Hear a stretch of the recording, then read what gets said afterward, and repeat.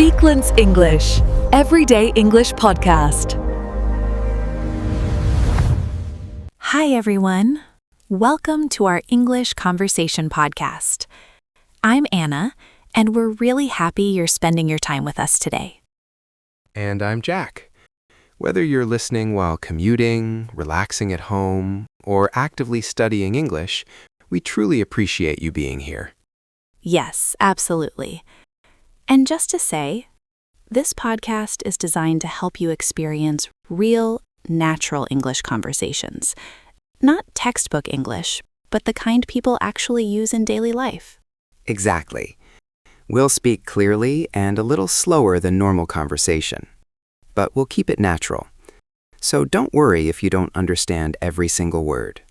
Just relax and listen. And before we start, if you enjoy this podcast and want to practice English naturally, make sure to subscribe. It helps us keep creating episodes like this. Exactly. So today we're talking about something very practical. Weekend plans. How we spend them and finding balance between rest and activity. Weekends sound simple, but they can actually be full of challenges. Yeah, sometimes we feel guilty resting. Sometimes we overschedule ourselves. It's tricky. So, Anna, what do weekends really feel like to you? Relief. Not because I don't like work, but the week is so fast. Deadlines, messages, expectations. Yeah, I know exactly what you mean. Weekends feel like permission. Permission to slow down, to breathe, to do things that make me happy, not just what's expected. That's powerful. For me, weekends are a chance to reset mentally. Yeah, I think they're also a chance to reflect on the week, like what went well, what didn't. Reflection is important. Otherwise, Monday hits too fast. Do you usually plan your weekends or just see what happens?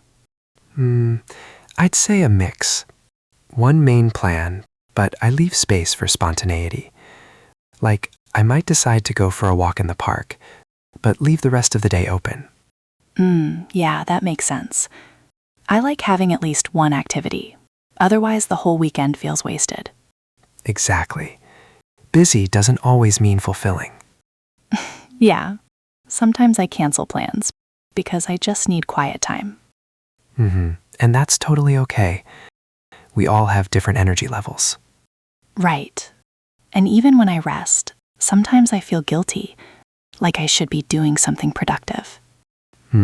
Yes, that's common. I feel the same sometimes. But rest is not laziness. It's essential. Very true. So let's talk about what people usually do on weekends. For me, reading a book or magazine is one of my favorite things. It's relaxing and keeps my mind engaged. I like that. I often go for a walk in the morning or jog around the neighborhood. Fresh air makes a big difference. Yeah. And sometimes I try new recipes. Cooking or baking feels creative, you know? Right. I sometimes cook too, but usually simpler meals. Occasionally, I try something new just for fun. Coffee with friends is another weekend favorite. Brunch or a short meetup. It's social, but light and enjoyable. Yes. Social energy is real. Too many plans can drain you, though. Exactly. Some weekends I spend half the day alone, reading, journaling, or just relaxing. That's important. Even running errands or grocery shopping can feel productive without being stressful. Yeah, like crossing things off a list actually feels good. And some people use weekends for meditation, yoga, or just stretching. It helps reset for the week. I like that. I sometimes do a short walk or simple stretches before breakfast. It wakes me up gently. Can we talk about phones for a moment? Oh, yes. I waste so much time scrolling sometimes, and it doesn't even feel restful. Exactly. Scrolling feels like rest, but it isn't. Real rest feels calm. Right. When I put my phone down, I feel more connected to the moment. Even little things, watching the sunrise, listening to birds, or reading quietly. That's true. Nature and silence really help.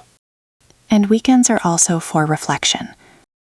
What went well, what didn't, what I want to try next week. Sunday reflection is key. Otherwise, Monday feels overwhelming. Yeah. And it helps emotionally too. You feel more prepared, calmer, and intentional.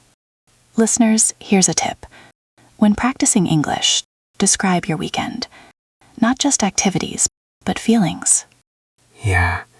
Say, I felt relaxed, or I felt tired, or I enjoyed being outside.